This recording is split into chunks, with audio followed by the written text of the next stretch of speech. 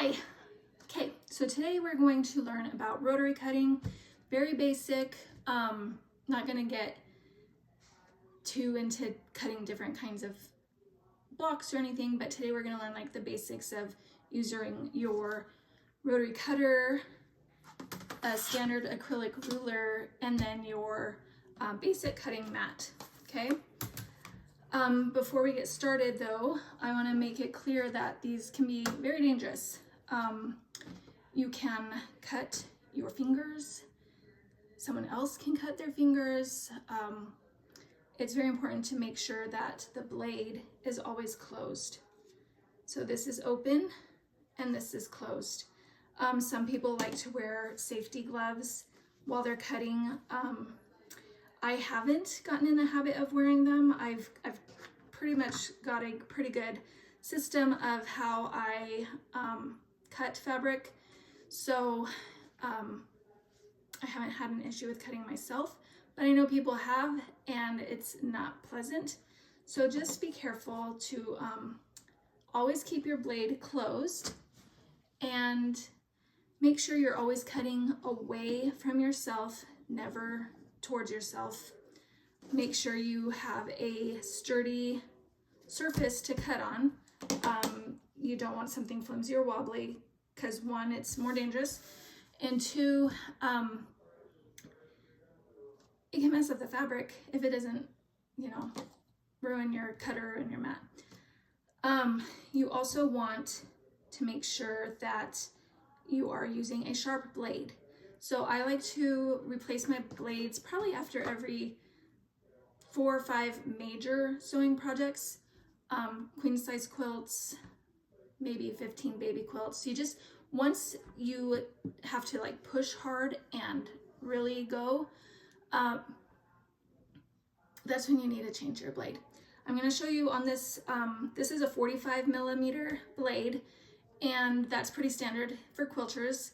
There are other size blades, and there are actually blades that are textured, so you can get like a different kind of edge. But for us today, for this demonstration, we're only going to do a 45-inch rotary blade. But I am going to show you, this is an Olfa cutter, and what I really like about this cutter is when you change the blade, it's almost touchless. So you have on the back, you want to make sure your blade is closed, have on the back a little red switch, pull it towards you, the blade drops out. You can hold on to the little screw, knock it down. And what I usually do when I have a blade, I have an old blade case that I'll put them in. This is still new blades, but it's that easy. I save them in there just because you don't want to put them in your trash. Then you can carefully, because it is very sharp, put it back on and snap that blade back in. All right, real quick. This is a pretty basic beginner ruler. It's a 24-inch by 6-inch ruler. You can do almost any project with this ruler. It's pretty standard. It has the grid marks. It has, the 1-inch, 1/4 inch, 1/2 inch, 3/4 of an inch, and then it also has the little 1/8 marks. So you can get pretty accurate with this. It also has the markings for cutting 60-degree angles, 45-degree angles, and 30-degree angles. It's a very good ruler.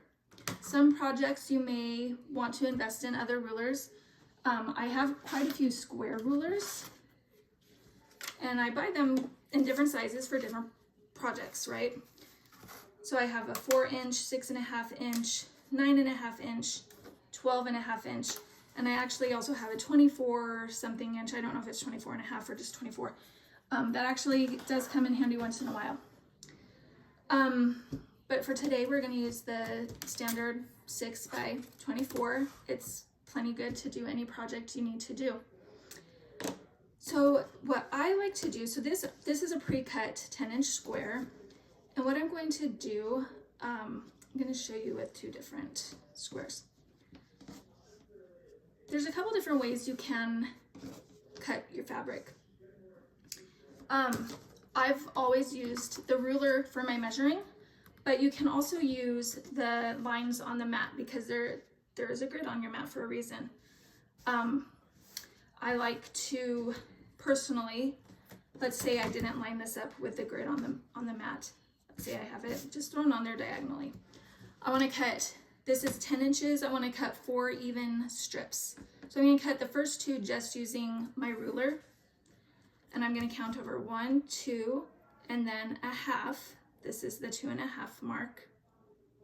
I'm going to line my ruler up. And I'm going to line up the hash marks here with the edge of the fabric so I can see that I definitely am straight.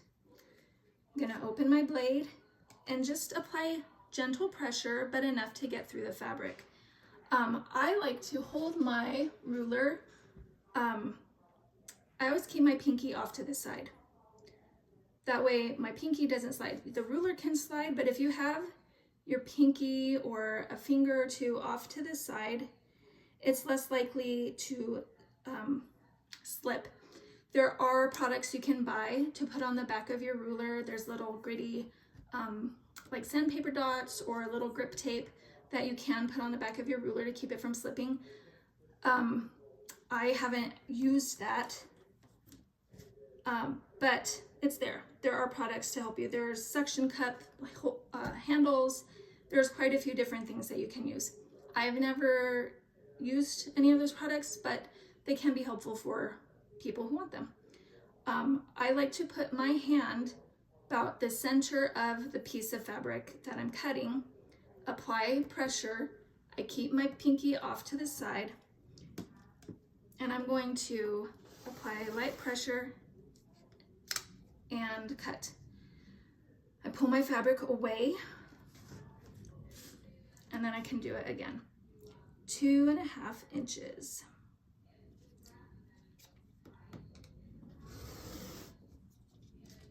All right, so those are 2 strips cut with using the ruler measuring system. The other way you can do it is you can take your mat with all these wonderful grid lines and line it up on one of them. Okay, I'm gonna go ahead and line it up on the side and the bottom.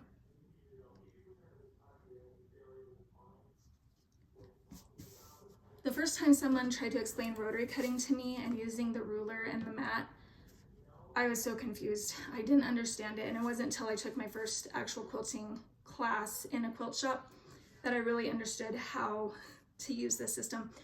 And once I got the hang of it, there was no going back.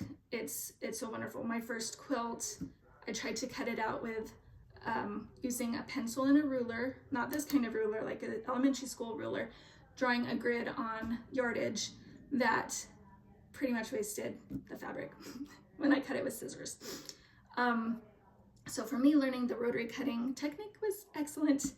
All right, for this, I have 1, 2, 3, 4, 5, so that's 5 inches, and you want to get 2.5 inches. So each, at the bottom of the mat, you have your 1/8 inch marks, just like you have on your ruler. And so I'm at 24, so I've got 24, 25, 26, 27, 28. So I need to get this 26.5 inch little hash mark on the bottom for my half. So what's great about the 24 inch ruler, when you have a 24 by 36 inch mat or even a smaller mat, which I'll show you in a minute, you line it up with this little line here. And then to make sure it's straight, especially if your ruler doesn't reach all the way to the end, like it could, but I like to find my little hash marks here and make sure they're lined up somewhere on one of these lines. And then I know it's perfectly straight and I can make my cut. So I'm gonna open my blade and go ahead and make my other 2.5 inch cut using the measurements on the mat. And now I have 4 2.5 inch by 10 inch strips. Now I'm going to show you how you want to cut. Let's say you're making a half square triangle.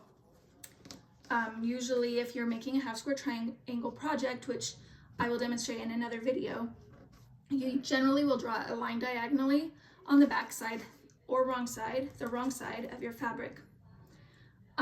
So I'm just going to pretend I have a line drawn on this one today. What I like to do for cutting my diagonals, half square triangles or other blocks, I look for a point on my mat and I line up the edge, the very point of the block or square at the bottom and the top. Okay, so now this is completely lined up. Then I'll take my ruler and I'm going to line it up with that exact same line, like that. Okay, usually this will already be sewn. When you're doing half square triangles, often you'll have 2 fabrics sewn together on either side of your drawn line, and then you'll cut on the drawn line, which we'll demonstrate in another video, like I said. But for this, we're just going to cut the one and see what we get. Excellent. And if you want to cut another so that you have 1/4 square triangles,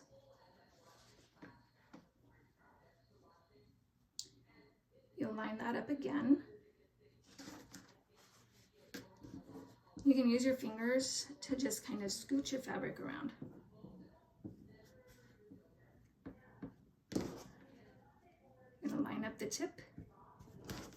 I also like to line up the long edge. So we'll scoot that over. But line up the edge with another straight line so that you know it's perfectly straight. And then you'll just cut it again.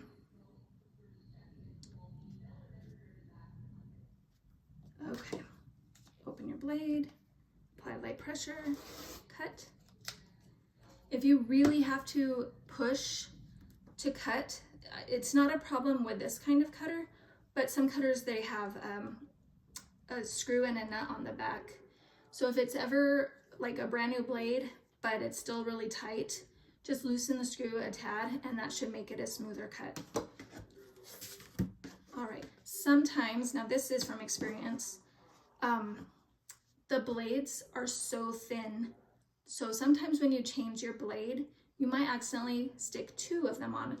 If you ever have 2 on, it will skip cutting and kind of make a little bit of a mess. So you'll know, oh, well, you might think, what is wrong with my cutting? What did I do? And usually it's 2 blades. If you have that, if you've just changed your blade and it's still not cutting properly, generally just check your blade and make sure there's not 2. New blades come with oil on them. And so when you're trying to slide them apart, they can be stuck together. So generally, if you're having problems after changing your blade, you might have put 2 blades on. I think that's all I have for learning to use your rotary cutter and ruler. Please ask questions in the comments below if you have any, and go ahead and subscribe to this. I'm going to be putting out quite a bit of beginner intro to quilting tutorials, and I'm thinking of also doing a little trunk show with my 3 quilt patterns that I've released in the last year. So stay tuned. Also this summer, I'm going to be having a little sew along with my freebie pattern called Summer Break. It's the Summer Break quilt. As a mom, I want time to sew in the summer, but I don't have large chunks of time, but I want to be productive. So my Summer Break quilt pattern is perfect for that. And I will have videos and lives to go along with that little quilt along. So join me this summer for some fun quilting and probably some mistakes. And like I always say, I do my best quilting with an empty bobbin. So please,